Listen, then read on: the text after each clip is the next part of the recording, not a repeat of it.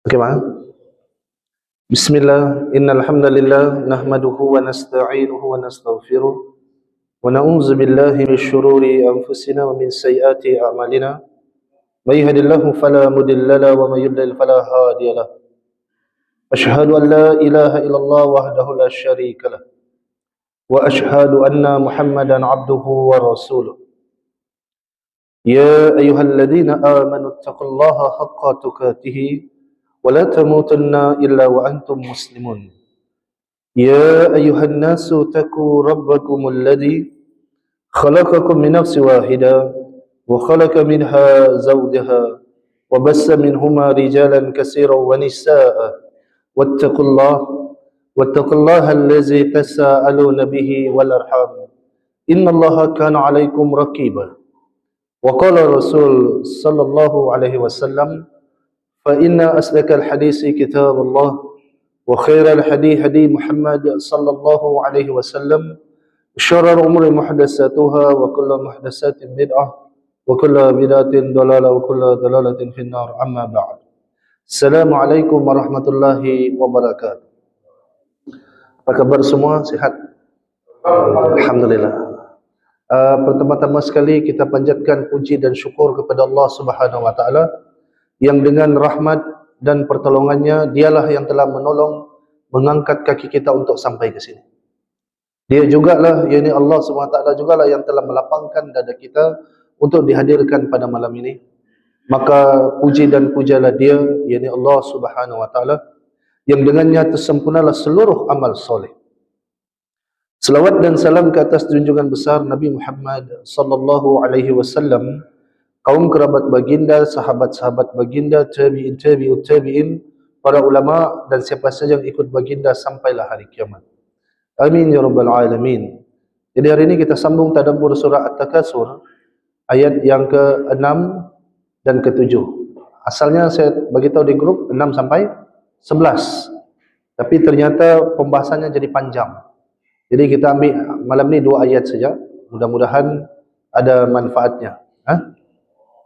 Jadi sebelum kita sambung pada ayat yang ke-7 dan ke-8, pada pembahasan yang lepas, yaitu firman Allah pada ayat yang ke-4 dan ayat yang ke-5, Allah bagi tahu yaitu pada hari itu manusia seperti anai-anai. Kemudian ayat yang ke-5, gunung-gunung seperti bulu yang berhambur-hamburan. Jadi di sana ada hikmah, ada 1001 hikmah di mana dunia ini akan diratakan oleh Allah. Tidak ada yang tinggal. Yang paling kokoh pun langit itu akan mencair seperti perak. Gunung itu akan jadi seperti pasir dan prosesnya akan menjadi seperti debu, tidak kelihatan. Hancur gunung itu.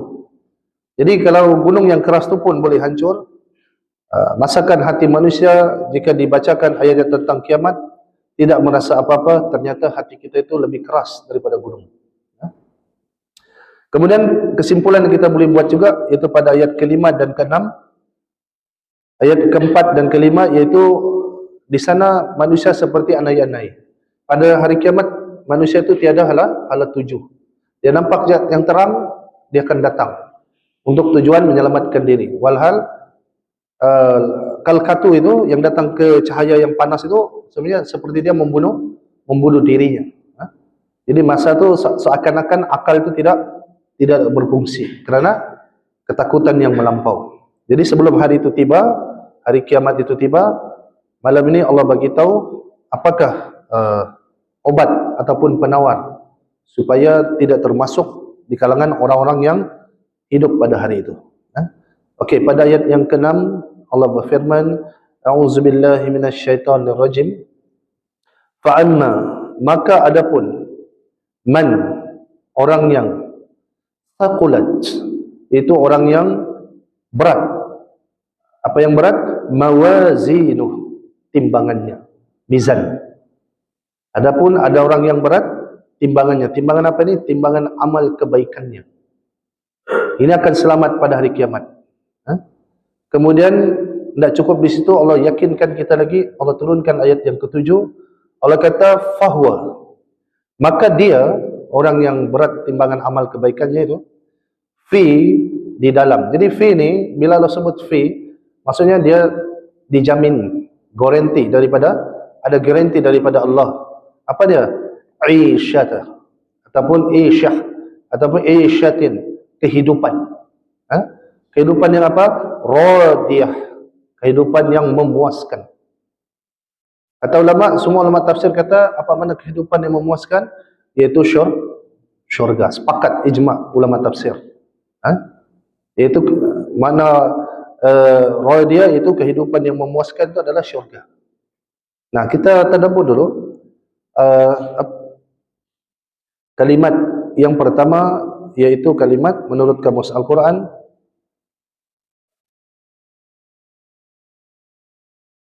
kalimat fa'amma, ataupun kita ambil yang paling penting yaitu sakulat. Itu fa'amma sudah kita tadabbur pada pembahasan yang dulu. Jadi sakulat itu bermaksud, diambil pada asal dia ataupun masdar dia, kata asal dia adalah saqala. Saqala, 3 huruf, yang bermaksud berat ataupun mempunyai timbangan yang padat. Jadi setiap objek yang berat itu mesti isi padu dia padat. Tapi ini bukan objek, tetapi ini adalah apa yang berat, apa yang padat ni amal, pahala. Dalam konteks ini yang merujuk kepada kualiti dan kuantiti amal yang mempunyai isi, bukan isim, isi di sisi Allah, kualiti dan kuantitinya, dua-dua sekali.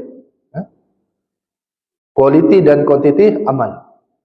Jadi di sini pun makna dia ni pun ada mutiara di dalamnya.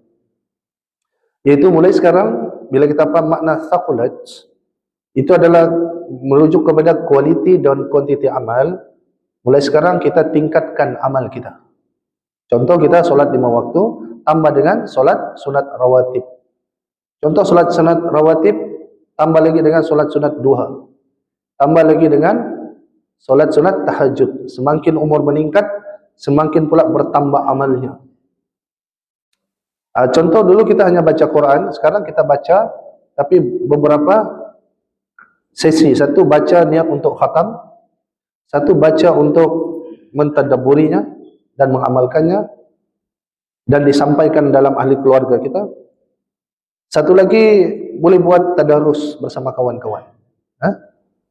Begitu juga dulu kita mungkin bersedekah setiap Jumat RM1. Mungkin selepas ini kita tambah kepada merah-merah sikit, RM10. Kemudian tukar lagi, yang sudah merah tukar pergi purple. Nasib coklat tiada sudah kan. Duit dulu RM20 kan, warna coklat, duit RM20. Okey, jadi ayat ini sebenarnya makna dia pun mengajak kita untuk setiap masa kita sebab tingkatkan kualiti amal kita. Kedua yang kita perhatikan kalimat mawazinuh, yaitu dia adalah jamak dari kalimat asal dia mizan ataupun timbangan, melambangkan keadilan mutlak Allah, di mana setiap zarah kebaikan akan dikira.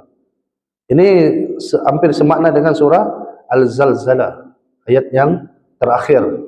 Faman ya'mal misqala zarratin khairan yarah wa man ya'mal misqala zarratin syarran yarah. Jadi apa hikmah dia ayat ini bila kita faham kalimat mawazinu, yaitu sekecil apapun kebaikan jangan abaikan. Kadang-kadang kebaikan yang paling ringan senyum kan sama orang. Ataupun kebaikan yang paling ringan yaitu berdoa dalam hati. Kita drive kan, tiba-tiba orang kita pergi tawaran, ada orang selalu perasan tuh jalan kaki kan.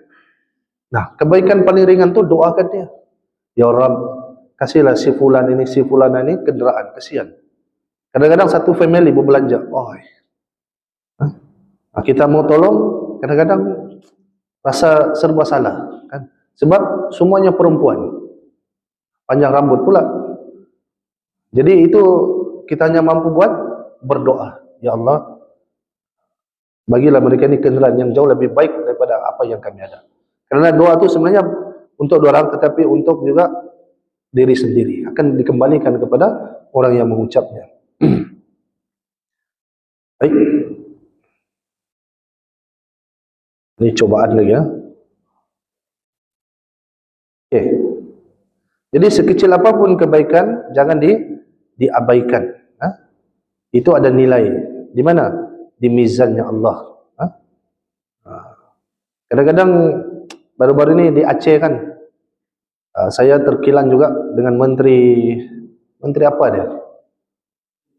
Ya, anda tahu, lupa pangkat dia. Dia kata ada bantuan sebahagian kecil rakyat Malaysia. Itu cuman, dia bilang, cuman ni cuma bernilai 1 miliar. Tidak apa-apa berbanding Republik Indonesia yang membantu Aceh. Dia bandingkan sumbangan negara dia bantu Aceh ketimbang sumbangan individu. Jadi jangan memperkecilkan sumbangan orang. 1 miliar itu banyak itu. Bukan 1 juta. Kita miliar kan. Miliar lain lagi, miliar lain lagi. Lebih kurang duit sini, lebih kurang dalam 300 ribu. Banyak tuh. Kita punya influencer bantukan Aceh, dan ada tim paramedik datang bantu.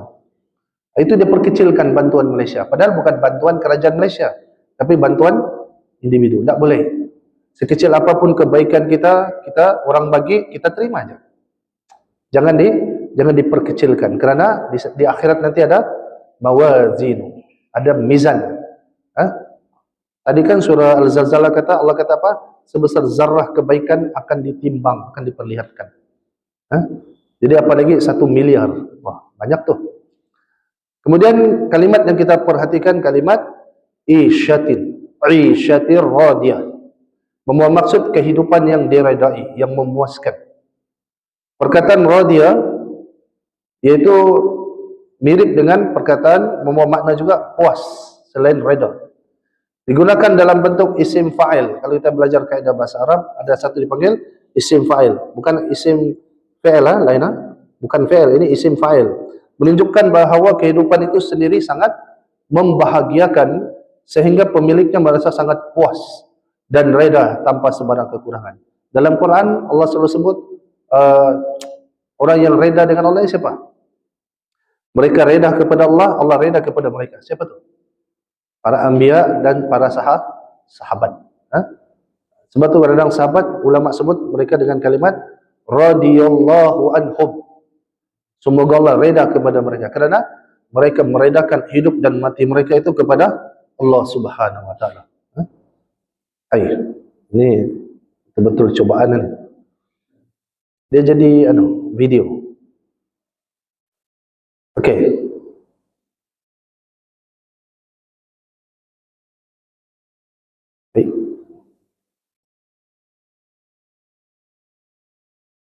Nah, setelah kita faham beberapa kalimat tadi, yaitu yang pertama kita perhatikan kalimat saqulat, kemudian mawazinu dan radiyah. Ini ada kaitan dia, ada hubung kait dia tiga-tiga. Sebab itu Allah turunkan dalam surah ini. Tapi sebelum itu kita mau tahu dulu, siapakah manusia yang paling berat timbangannya? Sebab bicara tentang timbangan kan.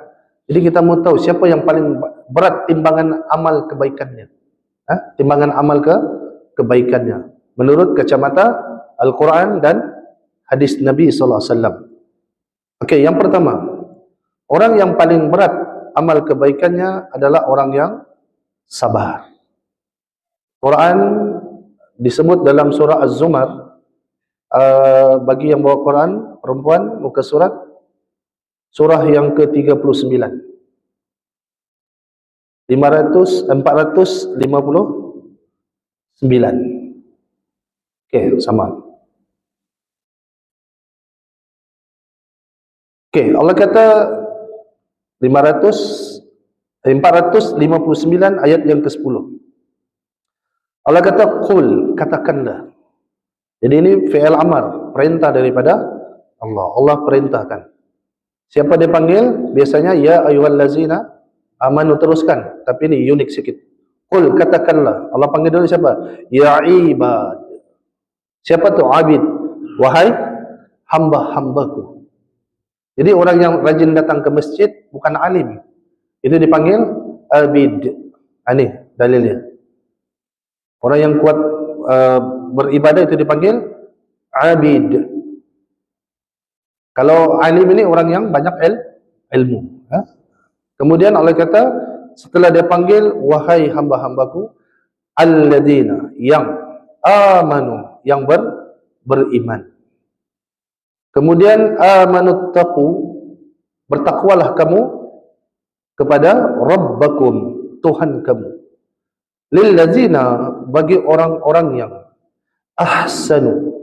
Siapa itu? Mereka itu suka berbuat ahsanu, berbuat baik. Kemudian fi hazihi, yaitu fi itu di ataupun dalam, tapi untuk ayat ini sesuai digunakan di. Hazihi, ini ad-dunya, di dunia, hasana, kebaikan. Wa ardullah, dan bumi Allah itu wasi'ah, luas. Innama, sesungguhnya hanyalah, yuwaffa, disempurnakan, as-sabirun, yaitu orang-orang yang sabar, ajrahum, pahala mereka, bighairi, tanpa hisab, perhitungan. Nah, ini dalil pertama, orang yang sabar itu pahala mereka itu tanpa batas. Macam kita punya modem lah. Kalau ada modem kita masukkan SIM card unlimited. Mau dapat idea itu tengok. Oh, dah sudah. Unlimited kan? Manusia kalau dapat data unlimited, gembira kah sedih? Gembiralah kan? Betul. Kalau dia sedih, something is wrong. Ada wire yang putus.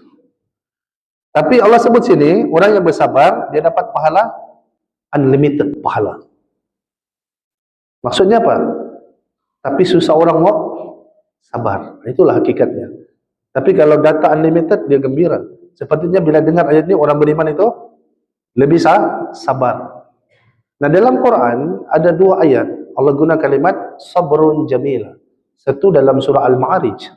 Allah kata kepada Nabi, pasal Nabi ini mau dikeroyok nih. An-Nadar Al-Haris bawa geng. Dia buat halakah. Halakah ni bukan majlis ilmu. Seperti orang Melayu cakap, jom ada halakah.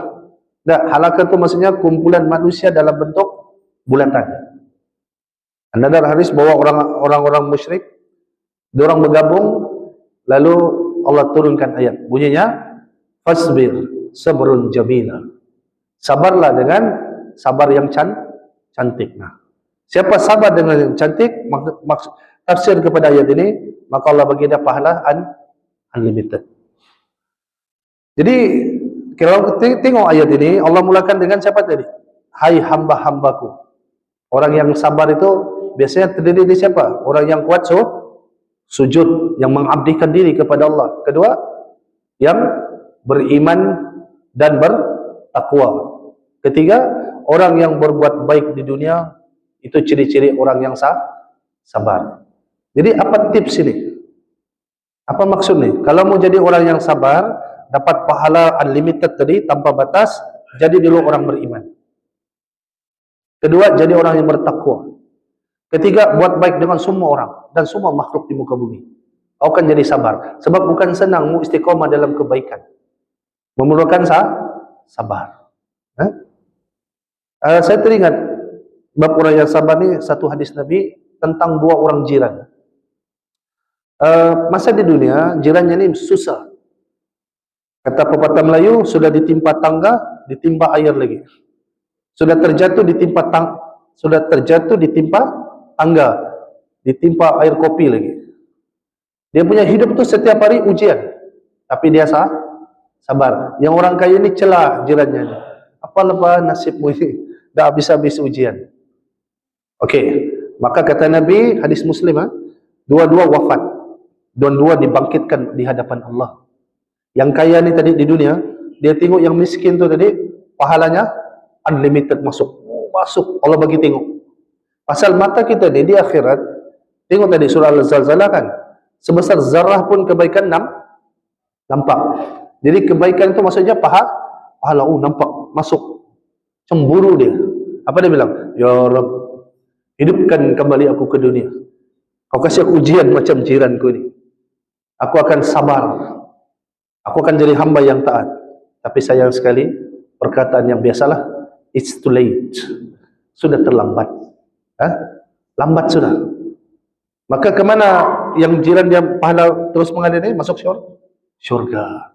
Yang kaya ni diazab oleh Allah Subhanahu Wa Taala. Jadi orang yang sabar adalah orang yang dijanjikan oleh Allah pahala unlimited, berat timbangannya. Lupa saya tekan. Seterusnya. Jadi harap lepas malam ni kita jadilah orang yang lebih sabar. Demi mendapat pahala yang banyak, unlimited. Satu lagi. Jadi supaya syaitan tak tipu kita. Kalau dapatlah, kalau mampulah, kita sabar dari sudut menunggu jemaah. Kadang-kadang kurang sabar, kan? Kadang-kadang kan 2-3 orang terus iqamat. Jangan. Sunnah Nabi itu kalau solat berjemaah tu ramaikan dulu. Tapi janganlah lama sangat sampai 40 minit. Enggak. Mungkin 10 minit hingga 20 minit. Lepas tu kita berjemaah. Kita tahu sudah time member kita tu datang jam berapa, kita tunggu dia. Kalau time sudah tamat, masa sudah tamat, solat. Sebab Nabi perintahkan memang solat awal waktu itu utama. Tapi untuk solat jemaah di masjid itu memerlukan kesabaran. Apa dalil Ustaz? Surah Al-Baqarah ayat 143. Allah kata mintalah pertolongan dengan sabar dan solat. Allah sebut sabar dulu, baru solat. Tapi cabaran kita di masjid kalau waktu subuh, kecuali surau ini okey. Ini subuhnya pukul 5.30, mantap. Sunnah Nabi subuh itu diakhirkan. Tapi kalau tempat lain, saya tengok, saya nak mau sebutlah, sebab kita dalam rakaman. Okey, dia azan, Ustaz kami ikut waktu mufti 15 minit dia bilang. Tapi yang tukang azan, dia punya lagu mau 10 minit. Betul kan? Jadi akhirnya tinggal masa berapa? 5 minit. Mana si kawan sempat mandi lagi, wangi-wangi lagi, gosok itu, gosok ini, kan? Baju lagi, pakaian, kenderaan lagi, semua ambil masa. Sayang kuih siap sudah. Boleh ambil sudah. Okey, jadi kena sabar. Sabar itu pahalanya Allah bagi unlimited. 2, kita semua sudah tahu solat sunat itu pahalanya banyak di mana? Di rumah. Kalau mampulah solat sunat di rumah. Kalau tak mampu sudah jauh, boleh solat sunat di masjid. Tapi kita rugi, kita dapat satu pahala. Kalau solat sunat di rumah dapat 25 pahala. Okey. Setelah orang yang sabar, orang yang kedua berat timbangannya adalah orang Islam. Ini Allah bagi satu kali list. Orang Islam, orang beriman, orang yang sentiasa taat, orang yang benar, jujur, orang yang khusyuk dalam semua ibadahnya, kuat bersedekah, berpuasa, menjaga kehormatan dan banyak berzikir. Coba buka surah Al-Ahzab, surah ke-33 ayat 35. Quran muka surat 422. Ini menarik sebab banyak ciri-ciri Allah bagi. Okey.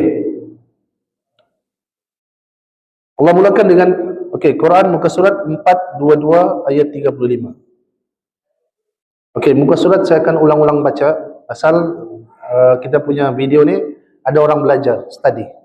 Ibu-ibu itu dia kaji balik.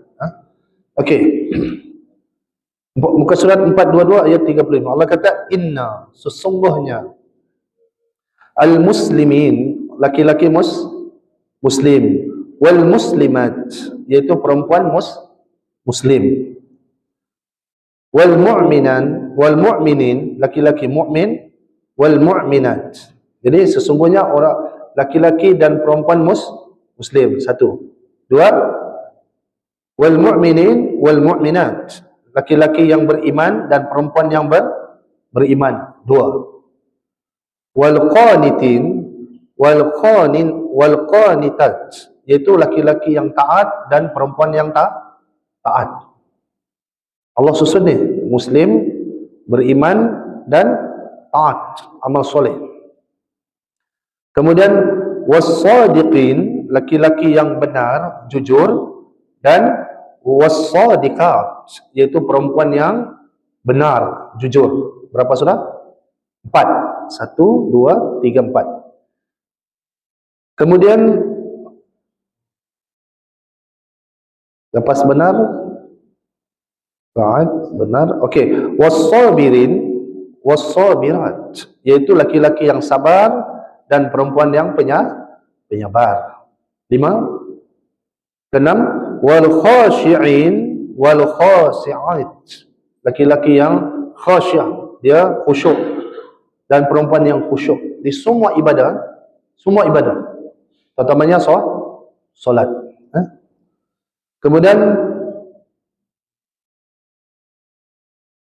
was-sabirin wa khashi'in. Okey, kemudian Allah kata wal mutasaddiqin wal mutasaddiqat, yaitu mutasaddiqat, yaitu lelaki yang suka bersedekah dan perempuan yang suka bersedekah. Kemudian Allah kata was-saimin was-saimat, laki-laki yang suka berpuasa dan perempuan yang suka berpuasa. Tak kira puasa sunat, puasa wajib, dia kuat. Wal hafizin wal hafizin, laki-laki yang memelihara furujahum, yaitu kehormatan mereka. Kemudian wal hafizat, yaitu perempuan yang memelihara, waz-zakirin, yaitu perempuan yang memelihara kehormatan mereka, yaitu lelaki yang memelihara kehormatan dan perempuan yang memelihara kehormatan. Waz-zakirina, dan laki-laki yang selalu zikir kepada siapa? Allah, dengan katsira, yang banyak. Kemudian waz-zakirat, yaitu perempuan yang mengingat, a'addallah, telah menyediakan Allah, lahum, perempuan yang berzikir kepada Allah dengan banyak juga, Allah sediakan lahum, bagi mereka, maghfirah, yaitu pengampunan, wa ajra, dan pahala, azima, yaitu pahala yang cukup besar, berat. Berapa ciri-ciri satu orang Islam? Kita bincang yang pertama. Siapakah laki-laki dan perempuan yang Islam? Apa makna Islam dalam Al-Quran? Dalam ayat lain Allah kata, katakan kamu itu Muslim. Apa itu Muslim? Menyerah diri. Orang yang surrender kepada Allah. Dia serahkan hidupnya dan matinya, ibadahnya, solatnya kepada Allah.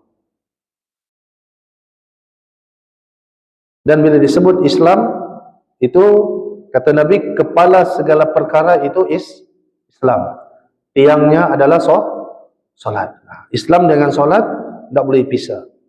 Kedua, sudah dia Islam, dia kena beriman. Siapa tu orang yang beriman? Selalu kita belajar dalam surah Al-Mu'minun ayat 1 sampai 9. Itulah orang beriman. Kemudian dia sentiasa taat.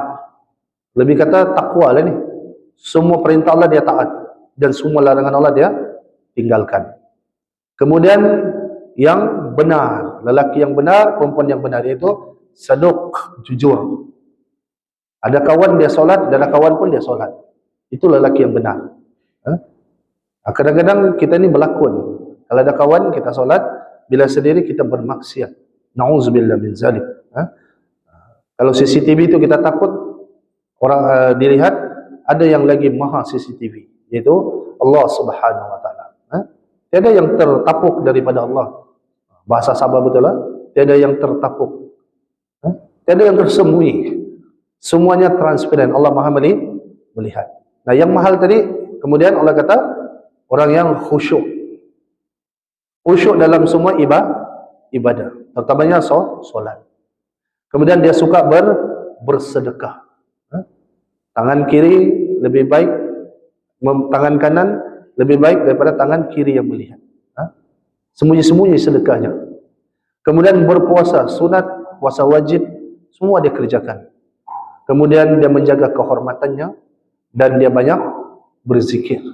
Itulah orang yang berat timbangannya di sisi Allah Subhanahu wa taala. Jadi tips dia pada ayat ini, mau masuk surga susah tidak? Senang sebenarnya. Tinggal ikut macam kita punya lecturer lah kan. Dia kata setan ini adalah tarikh exam, dia bagi tips kan, tips tajuk-tajuk yang keluar. Siapa ikut tips itu baca, luluslah dia. Siapa tidak ikut, fail lah dia. Kenapa? Nanti ulang sem seterusnya. Kawan sudah konvo, dia masih mengulang karena tidak ikut tips daripada gurunya. Dan gurunya itu manusia. Guru kita di sini yaitu firman Allah. Allah bagi tahu tips macam mana supaya berat timbangan dan akhirnya masuk syurga, kehidupan yang memuaskan. Kemudian, yalah kadang-kadang manusia ni bila sesama manusia bagi tips, dia cepat ikut, betul kan? Tapi bila Allah bagi tips, susah kita mengikut. Cabaran hawa nafsu, bisikan syaitan, macam-macam. Kita lalai dengan perkara-perkara. Jadi mudah-mudahan tadabbur malam ini akan memberikan semangat suntikan kepada kita untuk kita sama-sama mau masuk syurga. Jangan sendiri-sendiri ya. Jangan makan sendiri, makan sama-sama. 3, hadis Nabi SAW, yaitu manusia yang memiliki akhlak yang mulia, husnul khuluq. Seperti Rasulullah lah, kalau sebut akhlak ni yang paling rating paling tinggi Rasulullah. Aisyah ditanya, macam mana akhlak Rasulullah? Jawab Aisyah, khuluqul Quran. Akhlak Rasulullah itu adalah Al-Quran. Okey. Jadi dari Abu Darda radhiyallahu anhu, Rasulullah bersabda, tidak ada sesuatu pun yang lebih berat dalam timbangan seseorang mukmin pada hari kiamat selain akhlak yang baik. Hadis riwayat Imam Tirmizi.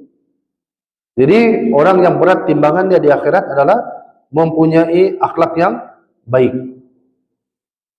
Sebab kenapa dalam hadis ni orang yang akhlak baik ni berat timbangan dia?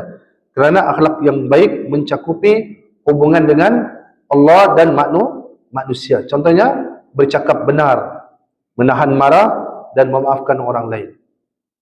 Kalau tidak ditahan marah, dipukul sudah pencuri. Tapi ditahan. Walaupun menggigit bibir kan. Kata member satu orang dia bilang, kerigitan sudah dia. Sabar, sabar. Kita serahkanlah kepada pihak berkuasa. Okey, dan memaafkan orang lain. Dalam sirah Nabawiyah, bukan saja sirah Nabawiyah, sejarah peradaban manusia, siapakah orang yang pemberi maaf yang paling sempurna? Nabi Muhammad. Ketika jadi raja di Mekah, dia maafkan semua musuhnya. Kata ulama sirah, inilah maaf yang paling luar biasa, di mana dia memaafkan somebody, terutama musuh dia itu, rival dia, ketika dia berkuasa. Coba tarai-tarai orang biasa. Ini hari menang, besok serbu rumah orang. Betul. Tangkap, masuk penjara. Jadi maaf ini bukan senang. Jadi mau masuk syurga berat timbangannya, jadilah pemaaf. Tapi jangan jadi pemaaf yang bunyinya begini. Bang, jangan kau buat luka yang lama berdarah kembali. Peristiwa 20 tahun yang lepas, jangan kau ungkit. Maksudnya maafnya itu tidak sempurna tuh. Maaf yang sempurna ni yaitu tanpa rasa dendam, tanpa dikenang-kenang kenangan pahit, tanpa luka lama berdarah kembali. Tidak ada parut pada dia, bersih dia maafkan. Terutamanya pasangan kita. Jadi kita kalau mau maafkan macam mana Allah memaafkan hambanya yang dosanya bertumpuk daripada bumi sampai ke langit. Hadis Muslim. Nabi kata ada satu orang hamba dosanya itu bertumpuk daripada bumi sampai ke langit. Ditanyalah saya, Ustaz, macam mana tu banyaknya? Saya kata saya pun tak tahu. Tapi yang saya tahu, daripada bumi sampai ke langit pertama, malaikat tu ambil masa 1000 tahun, 50,000 tahun. Mana dalil? Surah Al-Ma'arij, ayat yang keempat. Ta'rujul malaikatu warruh, telah naik para malaikat dan roh ke langit, ambil masa 50,000 tahun. Bermakna dosa orang tu banyak sangat tu. Tetapi Nabi kata dia bertaubat kepada Allah. Allah kata, aku maafkan, aku ampunkan, dan kulupahkan dosanya, dipadam dosanya. Masya Allah. Jadi kita kalau ada rival kita, dia sudah minta maaf, ya simpan di luar dulu. Ya, panas-panas. Okey, ada sudah yang panas-panas, bolehlah. Siapa mau ambil ya? Okey. Jadi kalau kita mau dapat yang kita bincang malam ni, timbangan amal yang paling berat ini, supaya dapat kehidupan yang memuaskan, maafkanlah semua orang. Janganlah simpan dalam hati. Kata P. Ramlee, buang yang keruh, ambil yang jernih, baru teguh peribadi. Okey, keempat, orang yang berat timbangannya adalah manusia yang mengesahkan Allah, ahli tauhid. Kadang-kadang kan bila orang tak faham, pemerintah Saudi ni, dia punya ulama, perasan kan, daripada dulu sampai sekarang, dakwah mereka tauhid. Dakwah mereka itu tauhid. Dan bukti dakwah mereka itu berkesan, tidak ada berhala di sana. Tidak ada gereja di sana. Tidak ada kuil. Clean, bersih. Kecuali negara Arab yang lain lah. Itu kita tidak nafikan. Tapi dua ni, Mekah dan Madinah ni tidak ada satu pun gereja ataupun kuil. Dakwah tauhid mereka itu kuat. Betul. Jadi orang yang ahli tauhid ini, kata Nabi, daripada Abdullah bin Amr bin Al-Ash radhiyallahu anha, Rasulullah SAW bersabda, dia cerita tentang seorang laki-laki, hadis ini panjang, saya simpulkan saja, mempunyai 99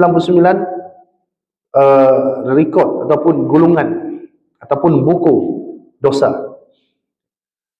Jadi kita daripada hadis ini, setiap pada kita ini ada 99 buku catatan amal. Tapi laki-laki ini, namun timbangan kesemua 99 buku catatan amal itu penuh dosa. Tidak ada amal baik. All out buat kejahatan. All out. Namun timbangannya menjadi berat hanya kerana sekeping kad. Inilah dipanggil hadis bitaqah. Hadis bitaqah. Yang tertulis kalimat la ilaha illallah. Wah, ketinggian orang yang ada tauhid. Maksudnya yang saya mau bagi tahu, dalam hadis lain Nabi kata ketika di mizan itu dibuka satu buku amal, satu je. Itu sejauh mata memandang. Sejauh mata memandang, satu gulungan. Jadi berapa? 99. Dipenuhi dengan dosa. Tapi dosanya tidak sampai dosa syirik. Itu yang mahal dengan dia. Dosanya bukan dosa syirik, tapi dia ada satu, kalau orang main down teruk, apa dia panggil? Yang cut, harapan dia cut tu apa? S. Kalau kami panggil kabat. Kabat lain dia bilang. Daun yang bertua. Maka tertulislah kalimat sana, la ilaha illallah.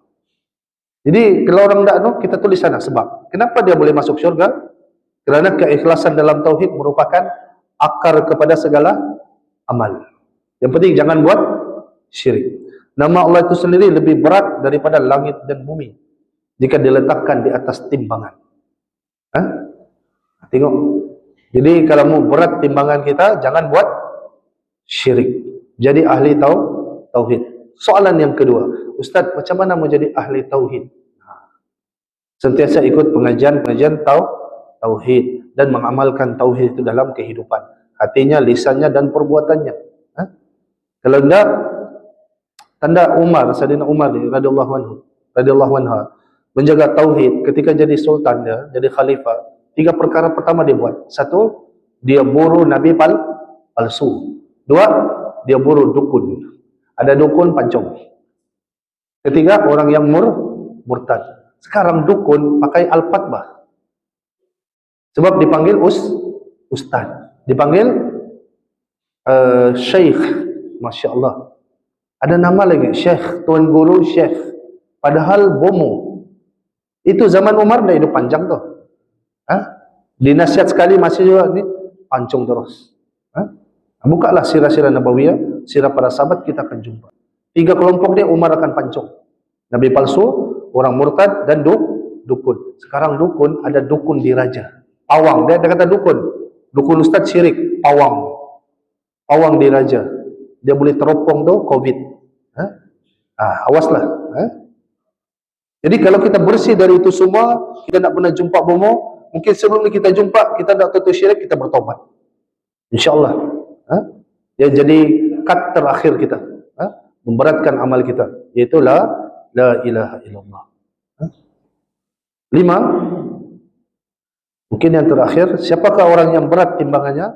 Yaitu orang yang banyak berzikir. Khususnya kalimat tamhid, alhamdulillah, tasbih, subhanallah. Dari Abu Hurairah radhiyallahu anha, Rasulullah SAW bersabda, 2 kalimat yang dicintai oleh Ar-Rahman, yakni Allah, iaitu ringan di lisan namun berat dalam timbangan. Timbangan apa ini? Mizan yang kita bincang ni, iaitu kalimat subhanallahi wa bihamdi dan subhanal azim. Hadis riwayat Bukhari dan Muslim. Satu lagi hadis, ucapan alhamdulillah, segala puji bagi Allah, itu memenuhi timbangan mizan. Jadi kalau kita perasan, itu adalah amalan zikir pagi dan amalan zikir petang. Jadi Nabi ini tinggalkan kita zikir pagi dan zikir petang, jangan tinggal. Oleh kerana sudah kita tadabbur ayat pada malam ini, kalau mau termasuk orang yang berat timbangannya, lakukan. Just do it. Start from today. Jangan delay. Besok pagi lepas solat subuh, kalau tidak hafal, baca dulu. Baca siap, lama-lama hafal itu, kacang tu. Kalau sudah hafal, baca pula terjemahannya. Itu step kedua, hafal dulu. Jadi sebab apa dia boleh berat timbangan? Kerana kalimat zikir ini mengandungi pengagungan yang mutlak kepada Allah. Tauhid juga yang tidak dapat ditandingi beratnya oleh makhluk lain. Jadi saya mengajak diri saya dan kita semua, perbanyakkanlah zikir itu. Keenam, orang yang berat timbangannya, orang yang bersabar atas kehilangan anak atau ujian berat. Dari Abu Salamah radhiyallahu anha, Rasulullah SAW bersabda, aduhai, kata Nabi, ada 5 perkara yang sangat berat dalam timbangan. 1, subhanallah, yang tadi, alhamdulillah, la ilaha illallah, Allahu akbar. Yang terakhir, seorang muslim yang kematian anaknya, lalu dia bersabar dan mengharapkan pahala. Kita stop sini dulu, kita pergi pembahasan Imam Ahmad bin Hanbal. Dia ditanya tentang siapa itu orang yang kematian anak dan bersabar. Pasal ini dalam termaktub dalam kitab Musnadnya, Al-Musnad. Yang bertanya ini anak Imam Ahmad, Abdullah nama dia, Abdullah. Maka Imam Ahmad dipanggil Abu Abdullah, gelaran dia. Maka jawab Imam Ahmad, yaitu orang yang apabila kehilangan anak dan mati, dia tidak meratapi. Atau meratapi, mentang-mentang pipi, kan? Meraung menangis, pergi kuburan. Kalau kau hidup, sekarang kau ni 10 tahun sudah, tak boleh. Jangan menangis, sabar, reda. Kadang-kadang syaitan pandai, 10 tahun tu kita sabar, cantik sabar kita. Betul. Tiba-tiba kita tengok filem Ghostbuster.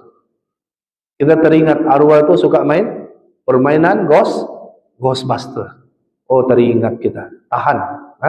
Jangan sampai kita kehilangan pahala yang berat. Kena sabar. Kedua, apa makna sabar menurut Imam Ahmad? Iaitu tidak mencela. Jangan mencela. Apa-apa ujian berat tu kena terima. Qabul, terima. Kerana dia tahu Allah tidak uji dia melainkan sesuai dengan kemampuannya. Surah Al-Baqarah. Kan? Ketiga, saya ambil daripada kitab tu, Riyadatus Salihin, Imam Nawawi. Sabar itu adalah pada hentakan yang pertama. Bukan senang. Kita jalankan, kawan pukul di kepala. Tong. Kalau kita boleh bersabar tu, hentakan yang pertama tu, alhamdulillah, sabar lah itu. Tapi jarang-jaranglah bersabar kan. Ada bilang member juga. Kepala gue ni bukan kau yang bayar fitrah, dia bilang. Bahasa orang kita kan. Tapi kalau boleh sabar. Dan dia kata yang terakhir, siapa kata orang yang sabar? Itu mereka yang reda dan bersyukur. Paling tinggi kemuncak sabar itu adalah bersyukur. Kereta kena langgar, buka cermin, alhamdulillah. Oh, hebat. Jalanlah, nanti kau bayar kau punya, saya bayar saya punya. Macam di Saudi lah kan, berlanggar. Saya ingat bertumbuk sudah garang, bersalam peluk. Alhamdulillah ala kulli hal. Nah, itu kemuncak sabar. Syukuri. Jadi kalau Imam Nawawi itu dia bagi makam-makam kedudukan. Orang awam dia sabar sajalah sabarnya. Kadang-kadang dia terima saja. Yang kedua sikit dia reda. Dia sabar, dia reda. Paling tinggi dia kata yang orang bersyukur ketika diuji. Jadi kalau ada ujian yang berat, maka ucaplah alhamdulillah ala kulli hal. Segala puji bagi Allah terhadap semua perkara. Termasuklah pencuri. Ujian juga tu. Sabar Okey. Sabar. Abang-abang semua saya tahu sado. Sabar dulu Macam kempunan sudah dibilang, Ustaz mau pukul pencuri ni. Sabar dulu Okey. Terakhir, orang yang ketujuh yang berat timbangannya, ini jarang-jarang. Sebab tu kalau orang meninggal kita ikut. Orang yang mengikut jenazah dan berbuat baik sesama manusia. Dari Abu Hurairah radhiyallahu anhu bahawa Rasulullah bersabda, siapa yang menyaksikan jenazah mayat sehingga dia menyembahyangkannya, ikut sembahyang, maka baginya pahala 1 qirat. Dan siapa yang menyaksikannya sehingga dikuburkan, maka bagi pahalanya 2 qirat. Baginda ditanya oleh sahabat, apakah itu 2 qirat? Nabi SAW bersabda, menjawab, yaitu umpama 2 gunung yang besar. Dalam riwayat lain disebut, paling kecil pun, yang paling kecil adalah seperti gunung Uhud. Wih, besar tu. Pahalanya setinggi gunung Uhud. Kalau ada orang meninggal, kita ikut, kasih sembahyang, dan kita ikut dia sampai ditanamkan. Dikuburkan dia. Itu dapat pahala seperti 2 gunung Uhud. Masya Allah. Sudah nampak gunung Uhud? Belum sampai? Besar. Bahkan dalam bab orang yang berhutang kan, sampai gunung Uhud pun digunakan. Ya Rab, hutangku sebesar gunung Uhud. Hilangkanlah, angkatlah. Selalu digunakan dalam doa, dalam hadis-hadis banyak disebut gunung Uhud. Asal di sana di tanah Arab antara gunung yang besar. Gunung Uhud, gunung yang tinggi dan besar. Hadis riwayat Imam Bukhari dan Muslim. Muttafaqun alaih. Jadi apa mutiara dia kepada kita? Kalau mau dapat kehidupan yang memuaskan, timbangan yang berat, kalau ada kematian, jangan malas-malas, kita pergi, pergi solatkan dia dan iringi dia sampai ke kuburan. Dan alang-alang sudah sampai sana, doakanlah dia. Diampunkan oleh Allah Subhanahu wa taala. Okey. Nah, itulah 7 orang yang berat timbangannya. Jadi kita mau tengok macam mana sifat timbangan di akhirat. Dalam surah Al-A'raf, buka surat 151 ayat yang ke-8. Kita laju sikit. Allah kata timbangan pada hari itu ialah kebenaran, adil, bukan pati keadilan. Maka barang siapa yang berat timbangan kebaikannya, maka mereka itulah orang yang beruntung. Jadi sifat timbangan itu adil, jangan risau. Tidak menzalimi siapapun. Sebesar zarah pun itu disukat di sana, ditimbang. Jadi tidak ada orang yang dirugikan. Semua mendapat sesuai dengan balasannya. Jadi apakah maksud kehidupan yang memuaskan pada ayat yang seterusnya, ayat yang ke-7 kan? Kita tengok di dalam surah Al-Haqqah ayat 21 hingga 24. Saya ringkaskan saja, masa kita nak panjang. Maka kata Allah, dia berada dalam kehidupan yang senang lenang, yang diredai. Yaitu di dalamnya syurga. Nah, betul lah. Kehidupan yang memuaskan itu adalah syurga. Syurga yang tinggi derajatnya. Apa maksud syurga yang tinggi derajatnya? Syurga Firdaus. Kalau bukan tafsir, kita dijumpa di sana. Kata ulama tafsir, menurut sahabat Nabi ini adalah syurga Firdaus. Tinggi. Kemudian ada apa di sana? Buah-buahannya dekat untuk dipetik. Tak payah kita manjat-manjat. Petik je, rendah. Makan dan minumlah kamu dengan lazatnya sebagai balasan bagi amal-amal soleh yang telah kamu kerjakan pada hari yang telah lalu, iaitu ketika di dunia. Nah, itulah kehidupan yang memuaskan. Dalam hadis yang lain disebut juga tentang sifat makanan dan minuman di sana, yaitu sifatnya sekali makan kenyang selama-lamanya. Tak akan lapar kita. Di sana manusia tak lapar, tak mengantuk, tak tua, tak lelah, tak penat. Strong, sentiasa sihat. Umur semua 33. Muka semua bercahaya. Tetapi ketika dibuka hijab, mereka lupa semua nikmat ini. Ada apa? Mereka melihat Rabbnya, Tuhan yang dia sembah, jadi Allah SWT akan dilihat di syurga. Jadi malam ni kita belajar macam mana salah satu menjadi ahli syurga. Iaitu banyakkan, amalkan 8 orang jenis manusia yang kita, 7 orang jenis manusia yang kita bincang tadi. Antaranya itu orang yang bersabar. Okey, seterusnya. Imam Al-Baghawi dalam tafsirnya, dia kata makna isyatin radiyah itu sebagai kehidupan yang tidak ada kematian di dalamnya. Betul, syurga itu tidak ada kematian sudah. Hidup kekal. Tidak ada penyakit, tidak ada kesedihan. Ia dinamakan kehidupan yang meredai atau memuaskan. Kerana pemiliknya reda dengan segala pemberian Allah yang melimpah ruah. Menurut Ibnu Asyur pula dalam tafsir At-Tahrir wa Tanwir, dia kata bahawa penggunaan kata berat menunjukkan kemuliaan amal tersebut di sisi Allah. Beliau menghuraikan bahawa kebahagiaan yang diperolehi daripada bukan sekadar fizikal, tetapi ketenangan jiwa yang bersifat abadi, mutlak, kerana berada di bawah naungan keredaan Allah Subhanahu wa taala. Jadi ini sesuai dengan definisi ibadah menurut ulama. Itu kata Ibnu Taimiyah apa dia? Ibadah itu adalah ucapan atau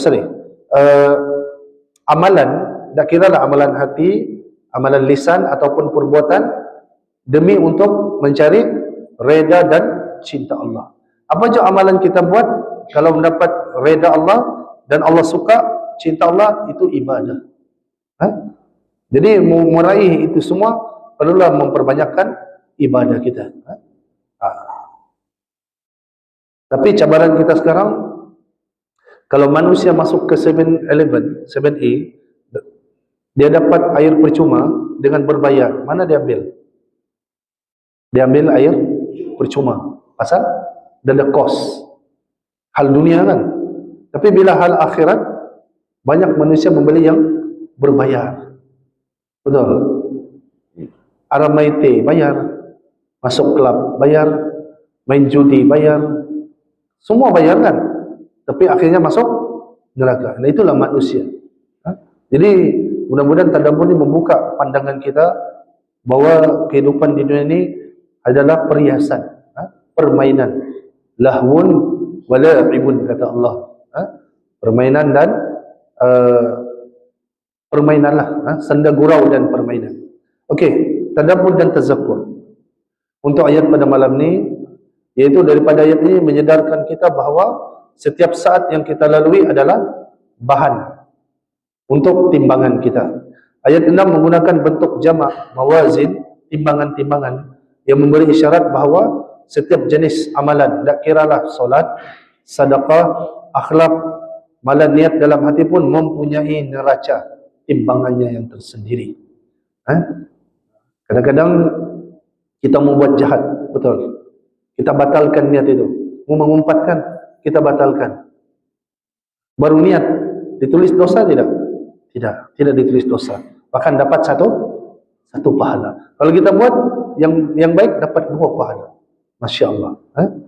Tazakkur, peringatan bagi hati pula ialah ketakutan jika bagi hati pula ialah ketakutan jika timbangan kita menjadi ringan disebabkan oleh sifat riya ataupun dosa-dosa yang menghapus pahala. Apa dosa yang menghapus pahala selain riya? Riya itu membuat satu kerana Allah. Lagi yang menghapus pahala iaitu sum'ah, memperdengarkan. Dengan kopi-kopi di situ, datang-datang kita sore geng lambat, tahajud jauh tadi. Tahajud John. Sore lambat tadi aku berzikir loh. Jadi baru dapat bola tampar nih. Tak perlu itu namanya sum'ah, memperdengarkan. Lagi apa yang ada lagi nih yang menghapus pahala ni, apa dia? Dan dengki. Kita sudah tadabbur surah Al-Falaq. Kan? Hasad itu kata Nabi seperti kayu membakar, seperti api membakar kayu. Penyakit apa tu? Dengki. Hasad, bahaya. Ha? Jadi awas-awas, hati-hati. Ayat ini mengajak kita berfikir, kenapa saya bagi peringatan ni? Kadang-kadang kita sudah paham ayat ni. Okey. Saya mulai malam ni saya akan banyakkan amal supaya berat timbangan. Betul. A few years later, syaitan tipu kita. Katalah saya sudah meninggal. Ustaz Namli meninggal sudah. Waktu 10 tahun lalu jauh, dia tadaburan itu, 10 tahun tu lah aku tingkatkan amalku. Aku buat itu, aku buat ini. Dalam sadar, tak sadar, syaitan tipu dia. Hangus balik. Jangan bongkar, rahsiakan amal kita. Melainkan orang tanya. Kalau tidak ditanya, mengasih tahu, kata orang Sabah, minta puji.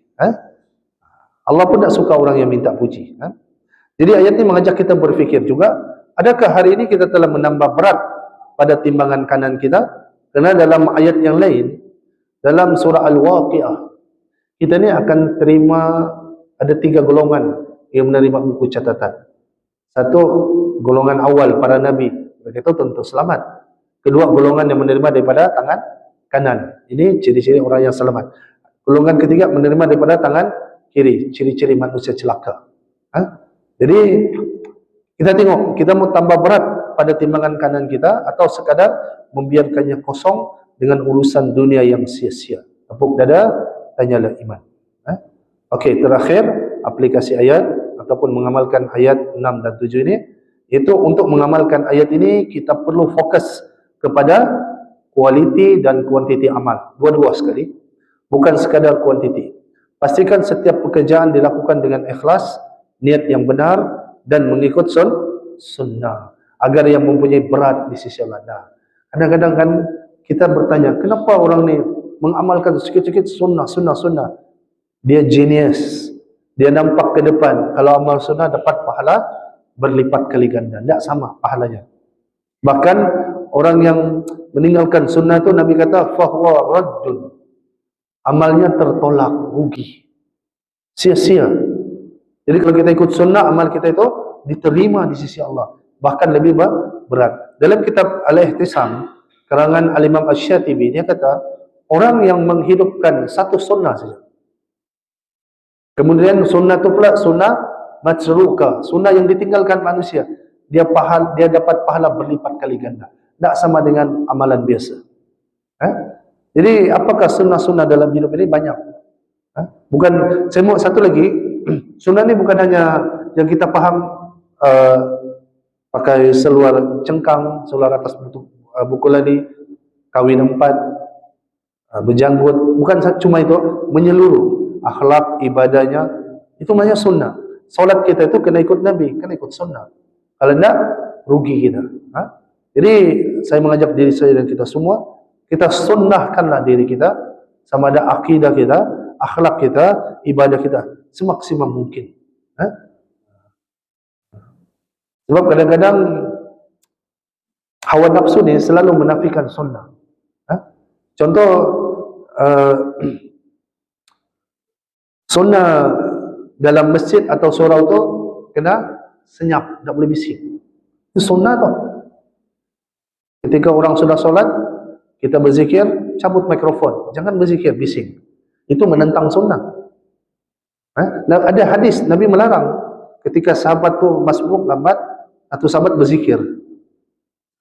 Dia bukan berzikir, dia baca Quran, maka Nabi larang, jangan ulangi.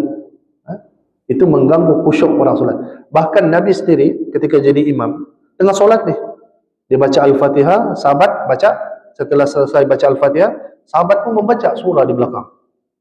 Lalu setelah solat, Nabi kata, siapa tadi yang mengganggu bacaanku, mengganggu khusyuk Nabi? Maka turunlah surah Al-A'raf ayat 204. Allah kata, فَإِذَا قِرَأَتِ الْقُرْآنِ فَاسْتَمِعُوا لَهُ وَأَنْصِتُوا لَعَلَّكُمْ تُرْحَمُونَ.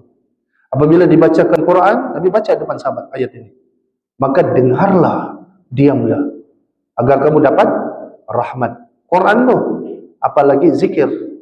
Sebetulnya zikir pun kena senyap.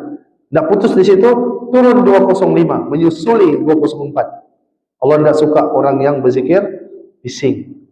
Allah tidak suka. Pasal Allah tu maha mendengar. Ha? Okey. Begitu juga sunnah-sunnah yang lain. Kadang-kadang kita nampak mentang-mentang lah lain jemaah dengan kita. So, macam Mr. Bean sudah ni. Pasang seluar dia di atas buku lali, betul. Tapi ketika Kim Jong Un memakai seluar di atas mata buku lali menjadi trend. Betul. Ini masalah manusia. Kalau sunnah Nabi diperleke, tapi kalau Kim Jong Un, Park Ji Sung, contohlah nama Korea kan. So orang ni suka K-pop kan. Ha? Lung Mi Dai, macam-macam nama dia. Pakai seluar itu diikut. Jadi trend. Jadi hati-hati kita buat biarlah kerana ikhlas kerana Allah ikut sunnah Nabi, bukan sunnah Kim Jong Un ataupun Park Ji Sung. Marah Park Ji Sung. Selain itu kita harus membiasakan lisan dengan zikir yang disukai Allah dan memperbaiki akhlak sesama manusia. Kerana akhlak yang mulia adalah antara perkara yang paling berat di atas mizan pada hari kiamat. Sentiasalah bermuhasabah sebelum tidur. Iaitu andai kiamat berlaku saat ini, adakah timbanganku cukup berat untuk membawaku kehidupan yang diredai? Tepuk dada, tanyalah iman. Jadi kesimpulan pada malam ini, iaitu saya mengajak diri saya dan kita semua, ayo jangan kita lemas-lemas, jangan lagi fikir penat. Dan kira lah masing-masing kita ada peranan masing-masing, sama ada dalam dakwah, dalam amalan harian. Bangkitlah, buatlah sebanyak mungkin amalan. Mungkin sebelum ni kita banyak tidur, kurang-kurangkan tidur malam, buatkan banyak tahajud, baca Quran. Usahakan semua itu, insya-Allah Allah akan bantu kita. Para ulama dulu tidur 2-3 jam je. Antara dia ada satu guru di Semenanjung, antara guru kami Abu Faruk sudah meninggal, itu satu hari tidur 3 jam. Lepas subuh dia akan jalan daripada Singapura, dia pergi Semenanjung berdakwah. Lepas subuh nanti dia balik tengah malam pukul 12. Saya tanya anak dia, Ayanda sudah tidur? Dia bilang belum. Apa dia buat? Dia ambil wudhu, dia solat sunat dulu 2 rakaat, kemudian dia menulis buku.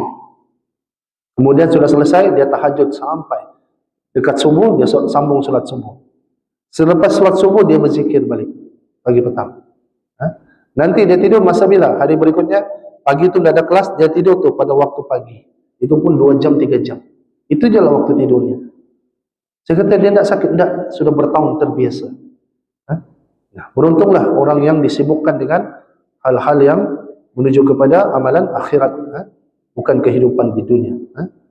Lagi beruntung juga orang-orang yang, kalau kita tengok sini seperti Abdul Rahman bin Auf, Utsman bin Affan, yang Allah kurniakan harta melimpah ruah dan mereka membeli syurga dengan sedekah. Ulama seulang-ulang, belilah syurga dengan sedekah. Oh, ya, untung orang ni.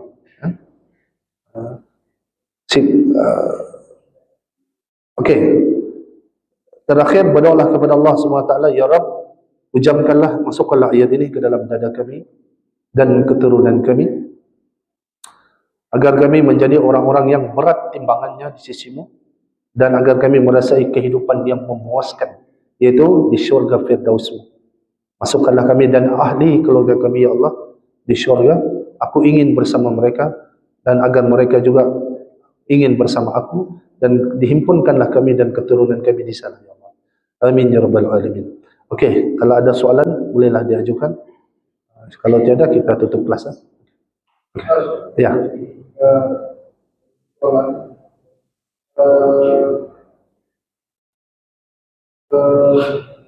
Berkenaan dengan sunnah dari untuk pastian yang berkenaan dengan pagi pada hari Jumat itu adalah kematian yang baik. Itu memang perlu didengarkan. Ya, betul. Okey. Dengan sunnah bekam dan sunnah daun sana. Daun sana.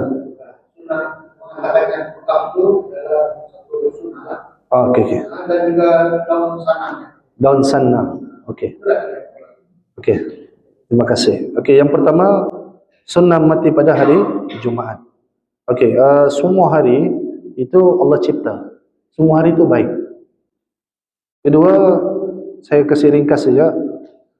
Ulama hadis sepakat Ulama yang tingkat, saya mau bagi tahu, ulama hadis ni ada tingkatan. Kita ambil yang tinggi itu sekali, yang paling atas. Mereka sepakat hadis-hadis mati pada hari Jumat itu daif. Daif. Kecuali ulama fikih masuk. Jadi ulama hadis dan fikih ini selalu berselisih. Jadi kalau bicara pasal hadis, kita ikut ulama hadis. Pasal ulama fikih dia ada usul fiqh Pak, yang selalu. Jadi saya mau bagi tahu kesimpulan dia. Ulama hadis sepakat hadis mati hari Jumat itu daif. Daif, lemah. Pasal manusia yang paling mulia di muka bumi ini siapa? Nabi Muhammad. Mati hari apa dia?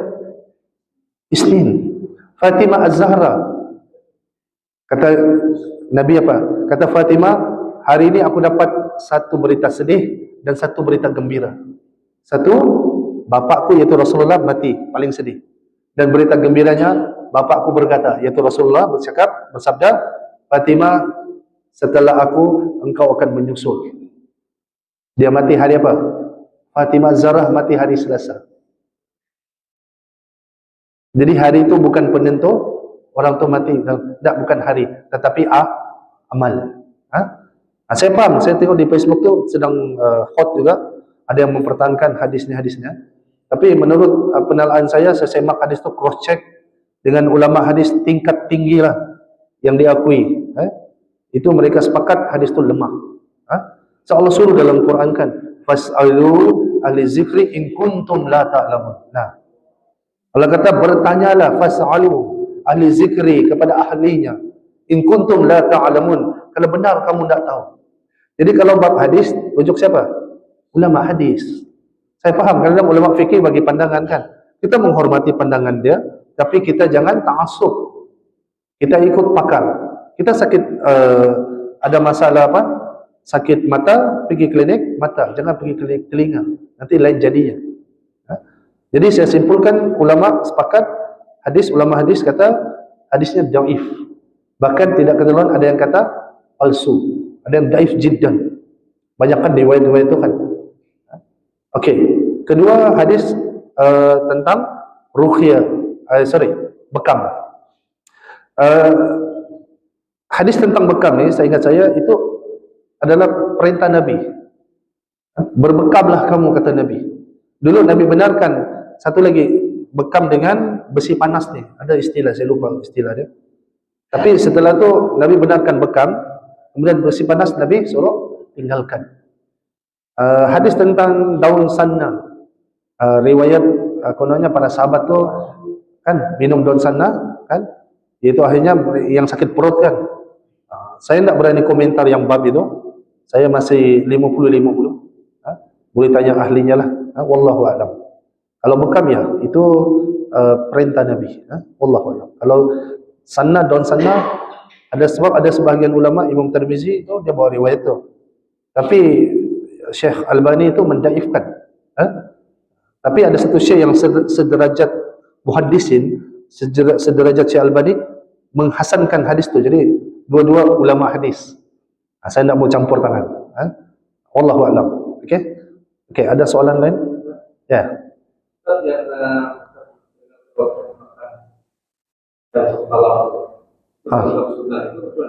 Nak termasuk sunnah, itu dipanggil uruf, kebiasaan. Saya bilang, saya faham ada setengah orang dia kelompok dia suka makan di talam kan. Dia kata ini sunnah, jangan mendakwah sesuatu yang tiada asas. Tapi itu uruf, kebiasaan orang Arab. Makan di talam. Uruf, cuma kebiasaan. Tidak sampai derajat sunnah. Satu lagi saya tambah, orang yang bertapa di gua. Dia bilang sunnah Nabi. Betul? Okey, saya mau kasih paham sunnah ini. Dia nak kira gua Tur ke, gua Batu Empat, Sandakan ke. Banyak orang kan di sana bertapa. Saya tanya tuh yang guru-guru silat dulu kan, selendang merah nama silat orang. Terus kami mandi dia terjun orang tu kan, di Batu Empat. Dia kata guru dia, ini sunnah Nabi, dia bilang. Kau nak belajar ke, dia kata, Nabi itu dapat wahyu pertama di gua. Betul? Nampak macam betul kan? Okey, saya jelaskan. Sunnah Nabi ini yang dianggap sunnah dalam Islam adalah setelah Nabi diangkat menjadi Nabi dan Rasul perbuatannya. Sebelum itu tidak dikira. Jadi dia bertapa itu sebenarnya sebelum sebelum menjadi Nabi dan Rasul. Dia tidak dikira sunnah. Dipanggil dalam bahasa Arab beruzlah, mengasingkan diri, bertapa di gua. Jadi itu yang bertapa sekarang ni yang diamalkan. Takut-takut kita tasyabbuh, meniru Hindu, Buddha yang suka bertapa, kan? Wallahu a'lam. Okey. MU Manchester yang. Ya bang.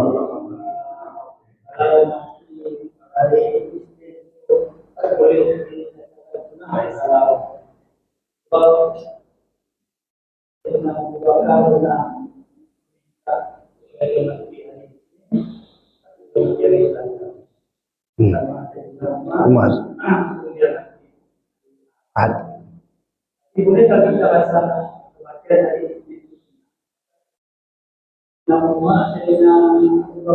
mau mati hari Senin. Okey. Tidak boleh dikatakan. Tengok sampai tahap begitu. Hari itu tidak menentukan. Kematian itu tidak menentukan sunnah. Walaupun itu hasrat Abu Bakar. Tapi dalam bab lain, dalamnya cinta Abu Bakar, dalamnya cinta Umar, dia mau mati pada hari yang sama ketika kekasihnya diwafatkan. Tapi tidak kata Imam Ahmad bahas, tidak sampai tingkatan sunnah. Tidak sampai. Cuma dia mau mati pada hari itu. Jadi kita ni kalau betul cinta Nabi, berdoalah minta mati pada hari Isnin. Tidak sampai sunnah lah sebenarnya. Walaupun Abu Bakar dia cuma berdoa. Jadi mati itu pada hari apapun sebenarnya. Kalau tengok kisah para Nabi dan Rasul yang dikarangkan oleh Ibnu Katsir, kisah sahih para Nabi dan Rasul, para Nabi itu ada mati hari Isnin, ada yang hari Selasa, ada hari Rabu, ada hari Jumaat, semua hari ada. Betul. Tapi semuanya kemana mereka pergi? Semua syurga. Pasal hari itu adalah semua hari ciptaan Allah itu baik-baik. Semua hari itu baik. Alang-alang cerita hari ini, kepercayaan orang kita kan itu jangan kawin hari Jumaat. Jangan kau belayar hari Jumaat, jangan kawin hari Jumaat, semua jangan hari Jumaat. Jawapan dia satu je, sebab Jumaat itu panas. Betul kan? Tidak ada. Semua hari itu baik. Tapi penghulu segala hari itu hadis sahih, tidak boleh khilaf. Itu hari Jumaat. Itu ada. Kiamat terjadi pada hari Jumaat. Jadi bukan pasal Jumaat itu hari bala, bukan. Tapi hari itu semuanya baik. Kalau mau, kadang-kadang kan membazir jabatan sudah beli flight hari Jumaat. Kami pernah kena dulu, kami daripada Sandakan terbang ke sini, mesyuarat. Tiba-tiba ada satu kawan saya ini, orang Sungai yang pakat betul. Nah, dia bilang, Ustaz, kata bapak aku tidak boleh flight kita hari Jumat. Saya bilang, kami flight dulu lah, kami fly dulu. Kau nantilah hari Sabtu. Ben tiket hari Jumat tu, kan membazir tu. Dan dia guna duit sendiri untuk terbang hari Sabtu. Jadi bila kami jumpa di KK ambil dari Sabtu tu, dia bilang syukur, habis itu bahasa orang Sungai. Syukur, selamat juga kamu. Nah, saya bilang la haula wala quwata. Keselamatan itu daripada Allah Subhanahu wa taala. Okey, ada soalan lain? Okey, Bang. Ya. Mana yang ustaz-ustaz yang lain dapat tu? Yang bila mengatakan siapa yang mati pada hari Jumaat akan dijauhkan daripada kubur. Azab kubur. Hadis juga. Hadis, tapi hadis lemah. Hadis lemah. Itu dibukukan oleh ulama dalam kitab hadis. Sebab sekarang ni saya faham sumber. Jadi kita ni ada satu kitab nama dia kitab usul jar wa ta'dil. Wah, itu seronok kalau dibacalah. Itu akan ajar kita macam mana mau kenal pasti hadis tu dhaif, sahih, palsu. Ada disiplin ilmu hadis yang ketat. Ada. Salah satunya dalam kitab itu dikongsikan senarai perawi. Ada perawi yang tidak siqah, tidak dipercayai, maka cacatlah hadis yang dia sampaikan. Ada perawi yang mudallas, pendusta ataupun pemalsu hadis, maka riwayatnya tidak diterima. Ada perawi yang hafalan dia cacat, pun melainkan ada syawahid. Syawahid ini penguat-penguat daripada jalan yang lain. Jadi hadis-hadis yang mereka bawa itu sebenarnya sudah selesai ratusan tahun yang lepas. Ulama sudah bahas hadis itu dhaif, lemah. Cuma zaman moden ini dibawa lagi. Nanti, okey, sekarang tahun 2025. Ingatlah peristiwa kita malam ini. Tengok beberapa tahun kemudian hadis itu akan dibawa balik. Percayalah, walaupun mufti kita sudah bahas nih. Bekas mufti kita wilayah persekutuan Dr. Zulkifli Al-Bakri. Dia senaraikan semua hadis itu dhaif. Tapi nanti berapa tahun kemudian orang akan ulang lagi. Jadi kita bersangka baiklah dengan ustaz-ustaz yang bawa hadis ini, mungkin mereka terlepas pandang. Sebab hadis ini banyak sangat. Kalau campur semua hadis dhaif, hadis yang terrekod lah, yang paling banyak mengumpul hadis yang tidak terkalahkan sampai kiamat, nama dia Al-Imam Ahmad bin Hanbal. Kitab hadis dia Al-Musnad itu 26 jilid. Belum diterjemah dalam bahasa Melayu. Kitab hadis paling panjang dalam dunia Islam, Al-Musnad Imam Ahmad bin Hanbal.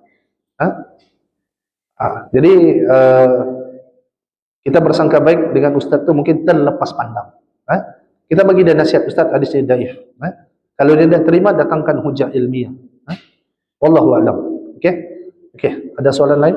Oh, minta soalan dari tadi ya. Okey, cukuplah. Okey, terkurang, tersalah saya minta maaf. Yang benar dan baik itu pastinya daripada Allah SWT. Yang salah itu adalah kerana kelemahan diri saya sendiri. Saya tutup dengan tasbih kifara, subhanakallahumma wa bihamdika asyhadu an la ilaha illa anta astaghfiruka wa atubu ilaik. Barakallahu fikum, jazakumullahu khairan. Assalamualaikum warahmatullahi wabarakatuh.